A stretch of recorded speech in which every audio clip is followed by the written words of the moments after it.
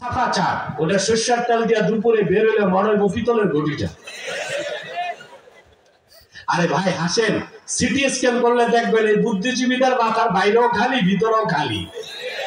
আমি সরকারকে বারবার পরামর্শ দিচ্ছি, বুদ্ধিজীবীগুলো তো কোনো কাজে আসে না, এগুলোর মাথায় আপনারা ঘাস চাষ করুন, অন্তত গবাদি পশুগুলো ঘাস খেয়ে তো বাঁচবে।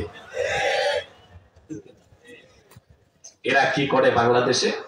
এরা কত জঘন্য কথা আমরা টের পাই না। ওরা বলে সুফিবাদী ইসলাম, রেডিক্যাল ইসলাম, অর্থাৎ যারা জিহাদকে বিশ্বাস করে এদেরকে বলে যে মৌলবাদী, এরা রেডিক্যাল ইসলামকে বিশ্বাস করে।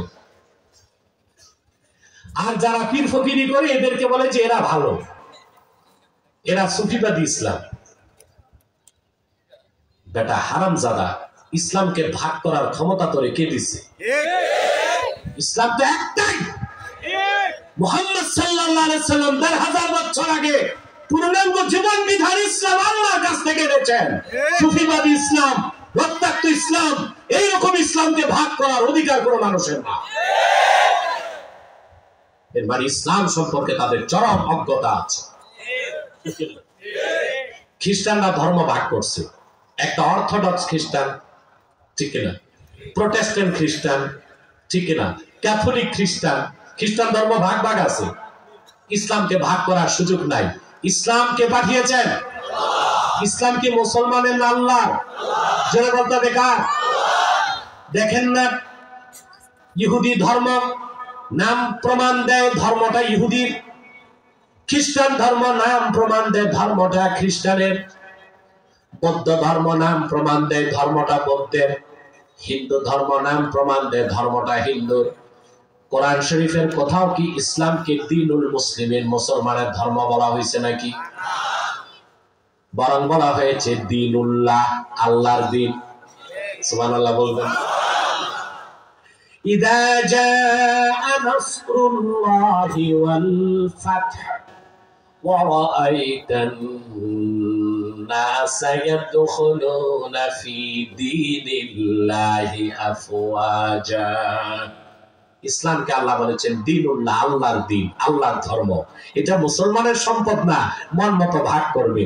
অতএব সুফিবাদী ইসলাম, রেডিক্যাল ইসলাম, মৌলবাদী ইসলাম, ইসলামকে এরকম বিভিন্ন ভার্সনে নাম দেওয়া কুফরি মতবাদ। ইসলাম কার? চিল্লায় বলেন কার? ইসলাম একটাই। মুহাম্মদ সাল্লাল্লাহু আলাইহি সাল্লাম ১০০০ বছর আগে আল্লাহর পক্ষ থেকে যে দ্বীন এনে দিয়েছেন সেটাই ইসলাম। ওর বাইরে যা আছে সব শিরক, কুফর, মিথ্যা মতবাদ, মানুষের রচিত তন্ত্র মন্ত্র, তা ইসলামের সঙ্গে তার কোনো সম্পর্ক না। এই কথাগুলো আমার দেশের আলেমদেরকে জোরালোভাবে বলতে হবে, নতুবা বুদ্ধিজীবী এই গবাদি পশুগুলো আমার দেশের যুবকদেরকে ধ্বংস করে দিবে। আমরা কিছু না বললেই মনে করে আলেমরা ঠান্ডা। বেটা, চুলার তাওয়া গরম হইলে তাড়াতাড়ি ঠান্ডা হয়, ইটের ভাটা গরম হইলে কথা বলে।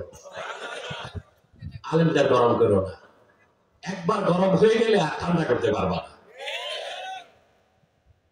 তাহলে ভাইরা, আগে ঈমান তারপরে ইসলাম। কথা বলেন। ইসলাম কি?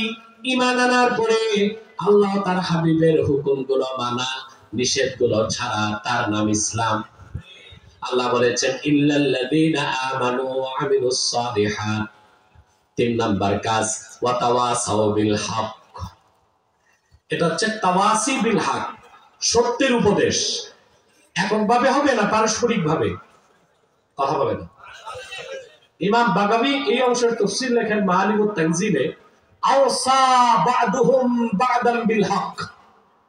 মুমিনরা পরস্পর পরস্পরকে হকের দাওয়াত দিল। হকের দাওয়াত হলো কোরআনের দাওয়াত। ইসলাম হচ্ছে হক, ইসলামের বাইরে কোনো হক নাই। তো দাওয়াত হবে কিসের? ইসলামের। দাওয়াত হবে কোরআনের, হাদিসের।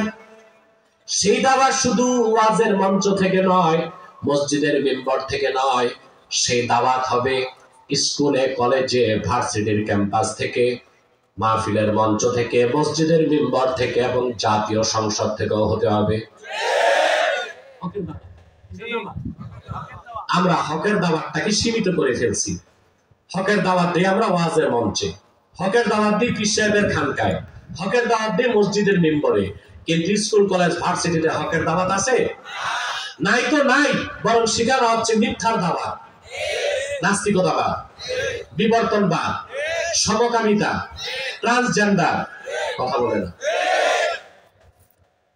হকের দাওয়াত হতে হবে স্কুল থেকে, পাঠ্য বইয়ের মাধ্যমে।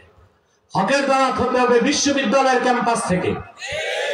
হকের দাওয়াত হতে হবে জাতীয় সংসদ থেকে। সুবহানাল্লাহ। আমাদের তা করতে হবে কিনা? চেষ্টা তো করতে হবে। আস-সা'য়ু মিন্না ওয়াল ইতমামু মিনাল্লাহ। প্রচেষ্টা আমাদের, সফলতা কে দিবে? 4 নাম্বার, ওয়া তাওয়াসাউ বিস-সাবর। আই আওসা বা'দুহুম বা'দান বিস-সাবর। পরস্পর পরস্পরকে ধৈর্যের উপদেশ দিতে হবে। আপনি যখন পুরাপুরি ঈমান আনবেন, দ্বীনের উপর চলবেন, সত্যের পথে কাজ করবেন, 3টা কর্মসূচি আগে। চতুর্থ কর্মসূচি ধৈর্য। 3টা কর্মসূচি পুরা পালন করতে গেলে হামলা হবে, মামলা হবে, নির্যাতন হবে, নিপীড়ন হবে, শয়তানের ওয়াসওয়াসা হবে। জিন শয়তান বাধা দিবে, মানুষ শয়তান বাধা দিবে, নফসের ওয়াসওয়াসা হবে, খন্নাসের ওয়াসওয়াসা হবে, শাসকের রক্তচক্ষু, হিংসুকের হিংসা, নিন্দুকের নিন্দা। আপনাকে ধৈর্যের সাথে মোকাবেলা করতে হবে। সেজন্য মুমিনদেরকে আল্লাহ চতুর্থ কর্মসূচি দিয়েছেন, ওয়া তাওয়াসাউ বিস-সাবর। পরস্পর পরস্পরকে তারা ধৈর্যের দাওয়াত দিবে। করবেন ধৈর্যের দাওয়াত? বাস আর কয়েক মিনিট। সবর, সবর, ধৈর্যের 3টা স্তর। কয়টা? 3টা। জোরে বলতে হবে। 3টা। প্রথম হচ্ছে সাবরু আলাল মাসায়েব। মুসিবতের সময় ধৈর্য ধরা। কখন? মুসিবতের সময়। যে কোনো মুসিবতের ধৈর্য ধরা সবর। এটা কি? আল্লাহ হাবিব সাল্লাল্লাহু আলাইহি ওয়াসাল্লামের হাদিস আছে, আস-সাবরু ফি আউয়ালি সাদমা। বিপদের প্রথম মুহূর্তে ধৈর্যটাই ধৈর্য, পরে তো ধৈর্য এমনিই আসবে। কথা বলেন। তাহলে বিপদের সময় ধৈর্য ধরা মুমিনের কাজ।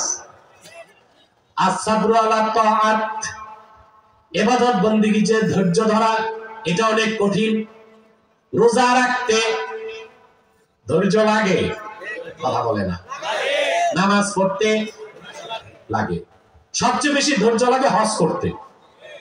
আমি দেখছি আরাফাত ময়দানে বাঙালি মারামারি করতেছে। দেখছেন না? দেখছেন কি নিয়ে লাগছে? মুআল্লিমের সাথে খানা দেয় না। हाँ रे, मर भूखे बंगाली, अराफात में जाके भी तुम खाना ढूंढते हो।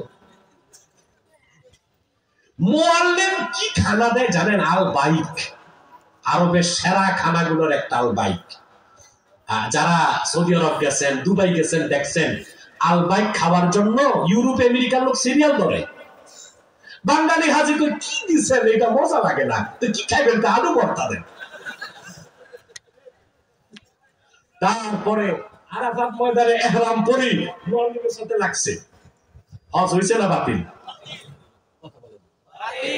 তাহলে প্রত্যেক ইবাদতে ধৈর্য লাগে। ধৈর্যের কয়টা প্রকার? প্রথম হচ্ছে আস-সাবরু আলাল মাসায়েব, মুসিবতে ধৈর্য ধরা। 2 নাম্বার হচ্ছে আস-সাবরু আলাত তাআ, ইবাদতে ধৈর্য ধরা। দেখবেন যাদের ধৈর্য নাই তারা তারাবির নামাজ পড়তে যায় না, তারাবি পড়তে চায় না। ওরা দেখবেন সবসময় বলবে খতম তারাবি থাক, সূরা তারাবি বলি। তারপর কিছু আছে ধৈর্যহীন, লম্পট, মুনাফিক, হাবের সাথে চা খাওয়ায় আর শিখায় দেয়, কিন্তু তাড়াতাড়ি পড়ে না। কেন? মার্কেটিং এ যাবে। ওর নামাজ হইছে, ওর মনটা কি মসজিদে ছিল না শপিং মলে? ইমাম সাহেব নাস্তা করে শিখে দেয়, আজকে একটু তাড়াতাড়ি পড়ে। বেটা তোরে কে বলছে খতম তারাবি পড়তে? তুই বাড়িতে তারাবি পড়। কথা বলে। জুমার দিন ইমাম সাহেব 10 মিনিট ওয়াজ বাড়াইছে, আর ওই যে বল্টু চৌধুরীদের কাছাকাছি শুরু। কেন? ও যাবে ওর শালির বিয়া খাইতে। ঠিক কিনা?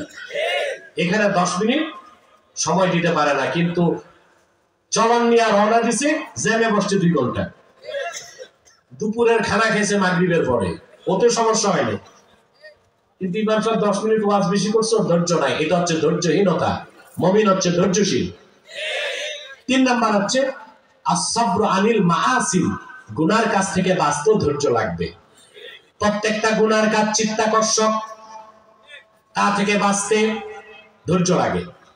হাদিস শরীফে আল্লাহর হাবিব ইরশাদ করেছেন 7 প্রকার ব্যক্তি মুমিন কাল কিয়ামতে আল্লাহর আরশের ছায়াতলে জায়গা পাবে। তার মধ্যে 1 প্রকার লোক যাকে খুব উচ্চ বংশের সুন্দরী নারী কুপ্রস্তাব দিল, আর সে বলল ইন্নী আখাফুল্লাহ রাব্বাল আলামিন, আমি আল্লাহকে ভয় করি, তোমার সৌন্দর্যের কাছে আমি নত হব না।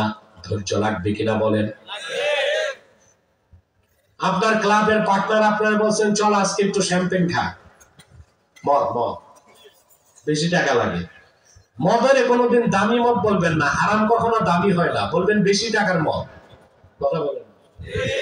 বাংলা চোরা মদ, যেটা এই দেশের মানুষ গরুরে খাওয়ায়, ওইটাও না পাক, আর বিলাতি শ্যাম্পেন ওইটাও না পাক। ঠিক কিনা?